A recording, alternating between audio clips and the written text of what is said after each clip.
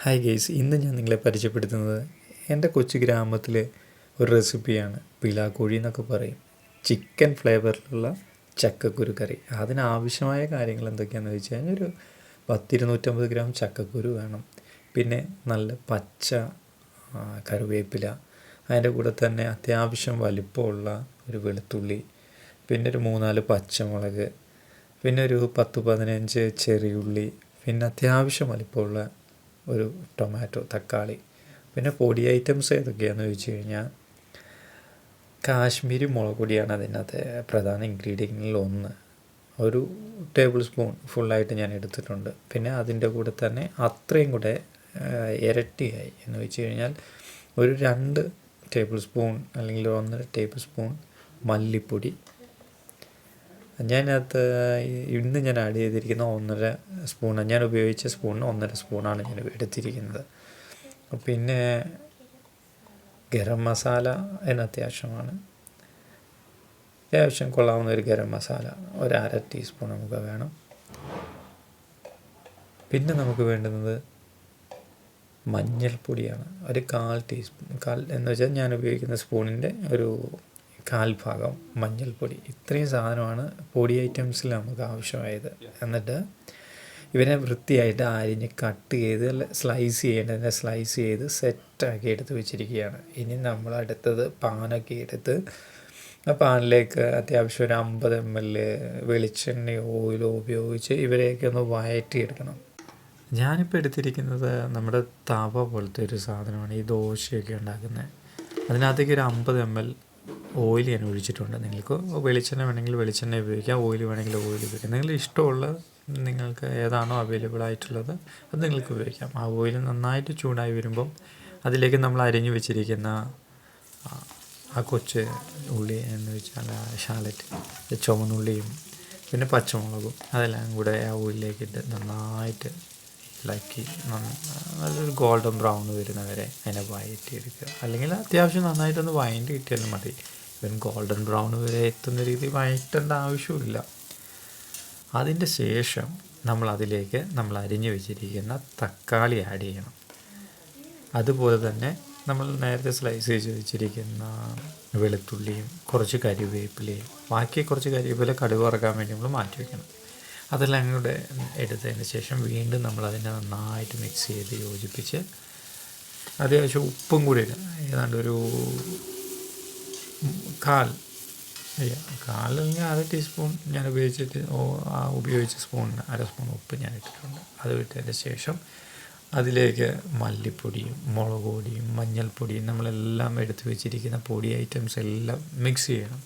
ഇവിടെ ഞാൻ ആ മുളക് പൊടി ഇതിനകത്തേക്ക് ഞാൻ ഉപയോഗിക്കുന്നില്ല. കാരണം ഞാൻ എടുത്ത് വെച്ച് മുളക് പൊടി മാറിപ്പോയി. ശരിക്കും കാശ്മീരി മുളക് പൊടിയാണ് എടുക്കേണ്ടത്.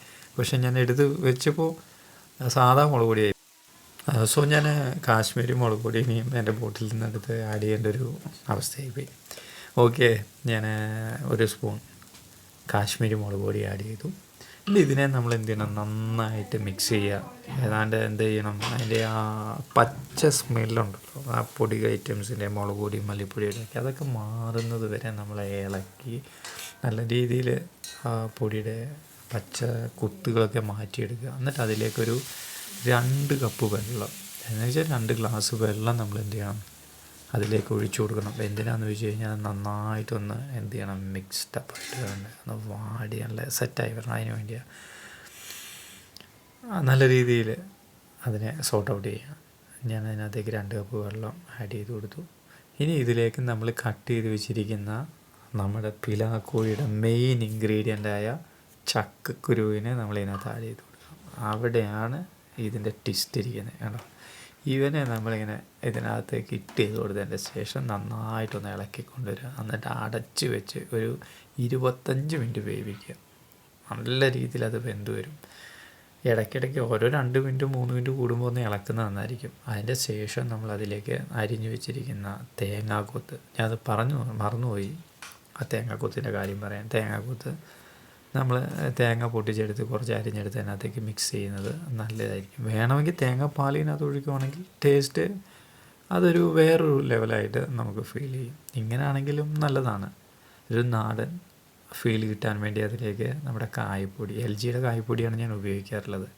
അതൊരു 2 പിഞ്ച് 2.5 പിഞ്ച് കായപ്പൊടിയും ഇതിലേക്ക് ഇടുക. എന്നിട്ട് നന്നായിട്ടൊന്ന് ഇളക്കി യോജിപ്പിക്കുക. അതിൻ്റെ ശേഷം ഇവനെ നമ്മൾ അടച്ച് വെച്ച് വീണ്ടും ഒരു 5-10 മിനിറ്റ് വേവിച്ചെടുക്കുക. എന്നിട്ട് ഇടയ്ക്കിടയ്ക്ക് ഇളക്കി കൊടുക്കണം 2 മിനിറ്റ് കൂടുമ്പോൾ. ഇപ്പോൾ നല്ല സെറ്റായിട്ടുണ്ട്. ഇനി ഇവനെ എടുത്ത് മാറ്റി വെച്ചതിന് ശേഷം കടുക് വറുത്ത അതിൻ്റെ മുകളിലേക്ക് സെറ്റായിട്ട് ഇട്ട് കഴിഞ്ഞാൽ സംഗതി ഒരു ഉഗ്രൻ പിലാക്കോഴി നമുക്ക് ഉണ്ടാക്കാൻ പറ്റും. ഇനി അടുത്ത പരിപാടി എന്ന് പറയുന്നത് കടുക് വറുക്കുക എന്നതാണ്. അതിനുവേണ്ടി ഞാനൊരു തവി എടുത്തിട്ടുണ്ട്. ആ തവി ഞാൻ പുറകിൽ സ്റ്റവിൻ്റെ പുറകിൽ ഭിത്തിയിൽ ചാരി വെച്ചിരിക്കുക, താഴെ വീഴാതിരിക്കാൻ. ഓക്കെ, അത് നന്നായിട്ട് ചൂടായിട്ടുണ്ട് കേട്ടോ എണ്ണ. അപ്പോൾ അതിലേക്ക് ഞാൻ എടുത്തു വെച്ചിരിക്കുന്ന കടുക് ഇട്ട് കൊടുക്കുന്നു. ചാടപടാന്ന് പറഞ്ഞാൽ പൊട്ടുന്നത്. കടുക് വെളിച്ചെണ്ണ നന്നായിട്ട് ചൂടായിട്ട് വേണം കടുകിടാൻ. അപ്പോൾ തന്നെ വളരെയധികം സൂക്ഷിക്കണം. തീ വളരെയധികം കുറച്ചായിരിക്കണം വെച്ചിരിക്കുന്നത്, അല്ലെങ്കിൽ തീ അതിനകത്തേക്ക് ചാടി കയറി പിടിക്കും.